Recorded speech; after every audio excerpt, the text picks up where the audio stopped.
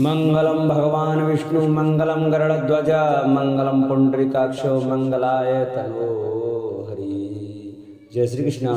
नमस्कार दोस्तों, स्वागत है आप सभी का मेरे YouTube चैनल आर के भक्ति में। प्रिय भक्तजनों, आज हम आपको कामदा एकादशी की व्रत कथा सुनाएंगे। तो सभी भक्तजन हमारी एकादशी की कथा को बड़े श्रद्धा भाव और प्रसन्नचित मन से सुने। जो भक्त हमारे चैनल पर नए जुड़े हैं, जिन्होंने अभी तक हमारे चैनल को सब्सक्राइब नहीं किया है, वो हमारे चैनल को सब्सक्राइब करें, वीडियो को लाइक करें और कमेंट में ओम नमो भगवते वासुदेवाय राधे राधे अवश्य लिखें। आइए भक्तों, कथा श्रवण करते हैं। धर्मराज युधिष्ठिर बोले कि हे यदुकुल भूषण, हे श्री कृष्ण, आपको बारंबार नमस्कार है। अब आप मुझे चैत मास के शुक्ल पक्ष की एकादशी के बारे में विस्तार से बतलाइए। इस पर भगवान श्री कृष्ण बोले, हे राजन, मैं तुम्हें एक प्राचीन आख्यान सुनाता हूँ जो मुनि वशिष्ठ ने राजा दिलीप के पूछने पर कहा था। ध्यान पूर्वक श्रवण करो। राजा दिलीप ने उनसे पूछा था कि हे मुनि, चैत मास के शुक्ल पक्ष की एकादशी का नाम क्या है, इसमें किस देवता का पूजन किया जाता है तथा इसकी व्रत विधि क्या है। तब मुनि वशिष्ठ ने कहा, वह तुम भी सुनो। मुनि वशिष्ठ ने राजा दिलीप से कहा कि हे राजन, चैत मास के शुक्ल पक्ष की एकादशी का नाम कामदा है। इस एकादशी के व्रत के प्रभाव से पापों का नाश होता है, पुत्र की प्राप्ति होती है तथा बुरी योनि से मुक्ति मिलती है। कथा सुनो जो इस प्रकार है। पूर्व काल में एक रमणीय नगर था जहाँ नागों का बसेरा था, इसलिए उसे नागपुर कहा जाता था। उस नगर के महल भव्य व स्वर्ण रत्न जड़ित थे। उस नगर का राजा पुंडरीक था तथा पुंडरीक नाम के नाग रहते थे। उस नगर में गंधर्व, किन्नर, अप्सराएं आदि विहार करते थे। अप्सराओं में एक अप्सरा का नाम ललिता था और उसके साथ उसका प्रेमी गंधर्व ललित भी रहता था। वे दोनों पति पत्नी की तरह रहते थे। एक बार राजा पुंडरीक का दरबार लगा था जिसमें गंधर्व, किन्नर, अप्सराएं नृत्य गान कर रहे थे। उस दरबार में ललित गा रहा था, लेकिन उस समय उसकी पत्नी ललिता वहां नहीं थी। इसलिए गाने के दौरान ललित को ललिता की याद आ गई। फलस्वरूप उसके पैर ठीक से नहीं उठ रहे थे और गायन भी अशुद्ध हो रहा था। नागों में श्रेष्ठ करकोटक ने उसकी शिकायत राजा पुंडरीक से कर दी। इस पर पुंडरीक ने कामत और ललित को राक्षस हो जाने का शाप दिया। शाप के प्रभाव से तुरंत ही उसका शरीर राक्षस जैसा हो गया। उसकी भुजाएं 4 कोस लंबी और मुख गुफा की तरह था। नेत्र सूर्य चंद्र जैसे, गला पर्वत जैसा, नाक का छिद्र गुफा जैसे और होठ कोसवर लंबे थे। शरीर 8 योजन का था। ललिता अपने पति की ऐसी स्थिति को देखकर दुखी हो गई। वह सोचने लगी कि अब मैं क्या करूं, कहां जाऊं, मेरे पति कष्ट भोग रहे हैं। रोते रोते एक दिन वह विंध्याचल पर गई। वहां उसने श्रृंगी ऋषि का आश्रम देखा। शीघ्र ही वह आश्रम में जाकर ऋषि को प्रणाम कर उनसे अपना दुख बतलाकर उपाय पूछने लगी। ऋषि को उस पर दया आ गई। वे बोले कि सुभगे, तुम कौन हो और यहाँ क्यों आई हो। तब ललिता बोली कि हे मुने, मैं वीर धनवा गंधर्व की पुत्री हूँ। मेरे पति राजा पुंडरीक के शाप से भीम का राक्षस हो गए हैं। उनकी राक्षस योनि छूट जाए, आप ऐसा कोई उपाय बतलाइए। तब श्रृंगी ऋषि बोले कि तुम चैत मास के शुक्ल पक्ष की कामदा एकादशी का व्रत करो और उसका पुण्य अपने पति को दे दो। ऐसा करने से क्षण भर में ही उसे शाप से मुक्ति मिल जाएगी। मुनि के परामर्श के अनुसार ललिता ने प्रसन्नता पूर्वक श्रद्धा भाव से इस एकादशी का व्रत किया और द्वादशी को ब्राह्मण के समक्ष व्रत का फल अपने पति को दे दिया। इसके प्रभाव से उसके पति की राक्षस योनि छूट गई, वह अपने वास्तविक रूप में आ गया तथा पहले की तरह ललिता के साथ विहार करने लगा। समय आने पर वे दोनों पुष्पक विमान में बैठकर स्वर्गलोक को चले गए। हे राजन, इस व्रत के प्रभाव से ब्रह्महत्या, पाप, राक्षस योनि आदि से छुटकारा मिल जाता है। इसके पठन श्रवण से वाजपेयी यज्ञ का फल मिलता है। बोलो विष्णु भगवान की जय। एक बार एक राज्य में एक राजा रहा करता था। राजा बहुत ही बुद्धिमान और बलशाली था। राजा सदैव अपनी प्रजा का बहुत अच्छे से ध्यान रखता था। प्रजा भी अपने राजा को बहुत पसंद करती थी। राजा की 2 बेटियां थीं। राजा अपनी दोनों बेटियों से बहुत प्रेम करता था। राजा की छोटी बेटी देखने में बहुत सुंदर और सुशील थी और राजा की बड़ी बेटी छोटी बेटी के मुकाबले थोड़ी कम सुंदर थी। राजा भी अपनी छोटी बेटी को बड़ी बेटी से अधिक प्रेम करता था, जिस कारण राजा की बड़ी बेटी को अपनी छोटी बहन से बहुत नफरत होने लगी।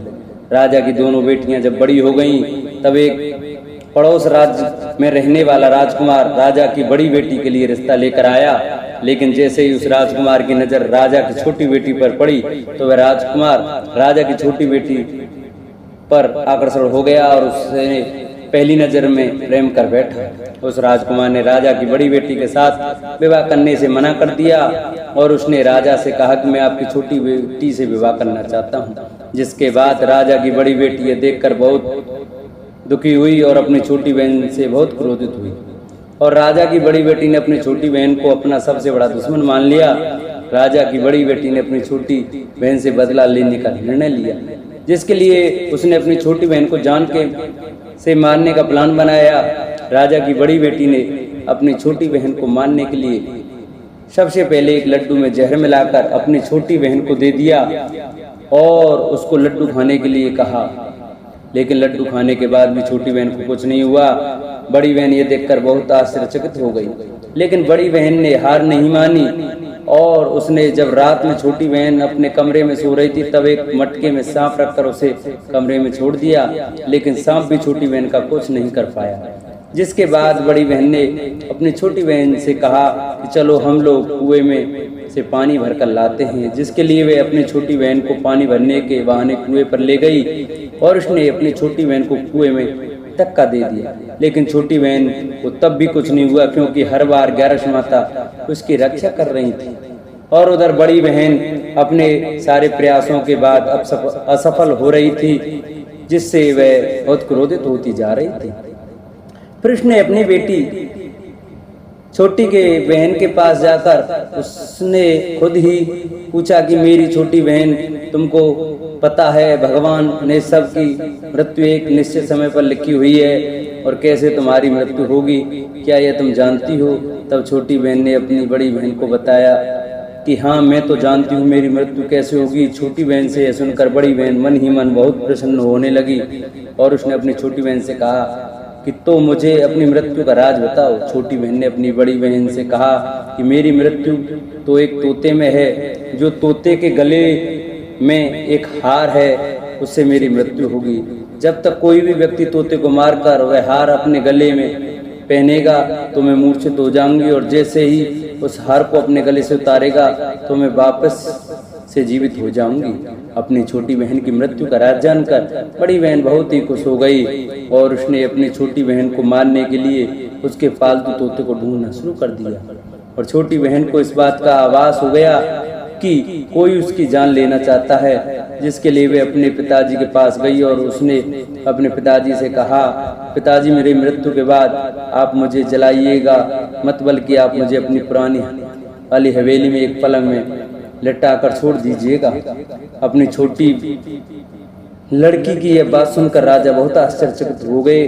राजा ने अपनी छोटी बेटी से पूछा, बेटी तुम या कह रही हो? तब राजा की छोटी बेटी ने बताया, पिताजी समय किसी के लिए नहीं रुका है, कब क्या हो जाए किसी को कुछ पता नहीं है। और फिर राजा ने अपनी छोटी बेटी से कहा कि तुम ऐसी बातें क्यों कर रही हो, 2-3 दिन में तो तुम्हारा विवाह है। लेकिन छोटी बेटी ने अपने पिताजी को ऐसा करने पर मजबूर कर दिया और उनसे वचन ले लिया। राजा ने भी अपनी छोटी बेटी की बात स्वीकार कर ली और 2-3 दिनों के बाद जब शादी का समय आया तब राजकुमार बारात लेकर राजा के घर आया और राजकुमार और राजा की छोटी बेटी का विवाह शुरू हो गया। जैसे ही राजा की छोटी बेटी राजकुमार के साथ फेरे लेना शुरू करती है तो उसकी बड़ी बहन अपनी छोटी बहन के कमरे में जाकर उसके तोते को पकड़ लेती है और उसको जान से मार देती है। तोते की गले में जो हार था उसको अपने गले में धारण कर लेती है। जैसे ही बड़ी बहन उस हार को अपने गले में धारण करती है तो उधर छोटी बहन 3.5 फेरे ही ले पाती और वहीं पर बेहोश होकर गिर जाती है। जिसके बाद राजा ने बड़े बड़े दर्द हकीमों को बुलाया और अपनी छोटी बेटी का इलाज करने के लिए कहा। राजा की बात सुनकर वैद्य भी छोटी बेटी को जब चेक किया तो राजा को बताया कि आपकी छोटी बेटी ना तो जीवित है और न ही मरी हुई है, यह मैं ऐसा पहली बार देख रहा हूँ। राजा ने वैद्य और हकीम को यह बात बाहर बताने से मना कर दिया और उनको कहा कि अगर तुमने यह बात किसी को बताई तो हम तुम्हें फांसी देंगे। राजा ने अपनी छोटी बेटी को पुराने महल में जाकर एक पलंग में लेटा दिया और वहां पर कुछ सैनिकों को तैनात कर दिया। वापस अपने महल पर आ गया। राजा की बड़ी बेटी अपने पिता के साथ आई और कहने लगी, पिताजी अगर यह शादी संपन्न नहीं हुई तो आपकी इज्जत का क्या होगा? आप कहें तो मैं आपकी इज्जत बचाने के लिए राजकुमार से शादी करने के लिए तैयार हूँ। जिसके बाद राजा ने अपनी बड़ी बेटी की बात मान ली और राजा ने बड़ी बेटी को छोटी बेटी के कपड़े पहनाकर मंडप पर भेज दिया। लेकिन राजकुमार ये जान गया कि यह राजा की छोटी बेटी नहीं बल्कि यह राजा की बड़ी बेटी है। लेकिन जब राजकुमार ने शादी करने से मना किया तो सभी लोगों ने राजकुमार को विवश करके राजा की बड़ी बेटी से बचे हुए फेरों को संपन्न करा दिया और विवाह करवा दिया। इसके बाद राजकुमार राजा की बड़ी बेटी को अपने महल में ले गया। राजकुमार राजा की बड़ी बेटी से न तो बात करता था, नहीं उसको पसंद करता था और न ही उसके आसपास भटकता था। और राजकुमार ने यह फैसला लिया कि वह अपनी प्रेमिका को ढूंढ कर रहेगा और यह जानकर रहेगा कि उसके साथ क्या हुआ है। एक दिन राजकुमार अपने घोड़े पर सवार होकर राजा के पुराने महल के पास पहुंच गया, जहां पर उसने कुछ सैनिकों को देखा। महल के पास पहुंचकर राजकुमार ने जब महल को ध्यान से देखा तो वह समझ गया कि यह तो हमारे ससुर जी का महल है। तब राजकुमार ने सैनिकों से पूछा, तुम लोग यहाँ क्या कर रहे हो और इस महल के अंदर उस पलंग में कौन लेटा है? जिसके बाद सैनिकों ने बताया कि यहाँ वह राजा की छोटी बेटी लेटी है। यह सुनकर राजकुमार बहुत प्रसन्न हो गया और वह तुरंत अपनी प्रेमिका के पास पहुंच गया और उसकी सेवा करने लगा। जैसे ही रात हुई तो राजा की छोटी बेटी उठकर खड़ी हो गई। राजकुमार ये देखकर बहुत खुश हो गया और उसने अपनी प्रेमिका से पूछा कि तुम यहाँ क्या कर रही हो? तुम मेरे साथ मेरे घर चलो। राजा की छोटी बेटी ने राजकुमार को सारी बातें बता दी। मेरी जान एक तोते में बसी थी और मैंने ये बात सिर्फ अपनी बड़ी बहन को बताया था और मुझे पता है कि उसने ही मुझे मारने का प्रयास किया है। उसके पास एक हार है जिसको वह सुबह पहन लेती और रात को उतार देती है। जब तक वह हार को पहने ले रहती है तब तक मैं मूर्छित रहती हूँ और जैसे ही वह हार को उतार देती है तो मैं जीवित हो जाती हूँ। और जब तक मेरी बड़ी बहन के पास वह हार है तब तक मैं ऐसे ही जीवित और मूर्छित होती रहूँगी। अगर मेरी बड़ी बहन के पास जो हार वह मेरे हाथ में लग जाए तो मैं हमेशा के लिए जीवित हो जाऊंगा। राजकुमार यह बात सुनकर राजा की छोटी बेटी के पास रहने का निर्णय ले लिया और उसने अपने बचे हुए सारे फेरे उस पलंग में लेटी राजकुमारी की छोटी बेटी के साथ लिए और अपना विवाह पूर्ण कर लिया और वहीं पर ही रहने लगा। देखते ही देखते कुछ समय में राजा की छोटी बेटी और राजकुमार की पत्नी पेट से हो गई। एक दिन राजकुमार को किसी काम से बाहर जाना पड़ा, तब छोटी बहन के पेट में बहुत तेज से दर्द होने लगा। जिसके बाद उसने 11 माता का आह्वान किया। जिसके बाद वह 11 माता प्रकट हुई और उन्होंने अपने भक्तों के दर्द को दूर किया और एक पुत्र की प्राप्ति करवाई। और वहीं पर अचानक से राजकुमार भी आ गया। राजकुमार ने 11 माता को देखा तो वह आश्चर्यचकित हो गया और उसने तुरंत माता को प्रणाम किया। और 11 माता ने राजकुमार से कहा कि जब तुम्हारा तो 5 वर्ष का हो जाए तो तुम अपनी पत्नी का हार आकर इसके गले में डाल देना। और देखते ही देखते राजकुमार और राजा छोटी बेटी का पुत्र 5 वर्ष का हो जाता है। तो राजकुमार अपने बेटे से कहता है कि बेटा मैं कुछ काम से बाहर जा रहा हूँ, तुम अपनी माता का ध्यान रखना। और वहाँ से चला जाता है। राजा को बाहर निकलता देख बड़ी बहन के सैनिक देख लेते हैं और बड़ी बहन को जाकर सारी बातें बता देते हैं। जिसके बाद बड़ी बहन अपनी छोटी बहन के पुत्र को वहाँ से उठवा लेती है और उसको मरवा देती है। छोटी बेटी के पुत्र के 2 टुकड़े करवा देती है। पहला टुकड़ा चक्की के पास छुपा देती है और दूसरा टुकड़ा अपने पलंग के नीचे रख देती है। अब 11 माता भिखारी का रूप लेकर आती हैं। एक भिखारी का रूप धरकर बड़ी बहन के पास चली जाती हैं। जिसके बाद वहाँ पर भिक्षा मांगने लगती हैं। बड़ी बहन अपने नौकरों से कहती है जाकर भिक्षा दे दो, लेकिन जैसे ही नौकर 11 माता को भिक्षा लेने के लिए आते हैं तो माता उन्हें मना कर देती है और कहती है कि मैं तुम्हारी महारानी से ही भिक्षा लूंगी। जिसके बाद बड़ी बहन स्वयं भी भिक्षा देने के लिए माता के पास आती है। तब माता एक बिल्ली का रूप लेकर उसके कमरे में चली जाती है और वहां पर छोटी बेटी के पुत्र के 2 टुकड़ों को आपस में जोड़ देती है और उसे जीवित कर देती है। उसे वहां से ले जाती है। राजकुमार अपने बेटे को लेकर अपनी पत्नी के पास जाता है और उससे कहता है कि तुम इसका ध्यान रखना। अगर तुम इस बच्चे का अच्छे से ध्यान रखोगी तो मैं तुमसे बात करूंगा। एक दिन राजकुमार अपने बच्चे से कहता है कि तुम मम्मी से उनके गले का हार मांग लो। जिसके बाद राजकुमार का लड़का अपनी मम्मी के पास जाता है और कहता है कि मम्मी मुझे तुम्हारा हार चाहिए जो तुमने गले में पहन रखा है।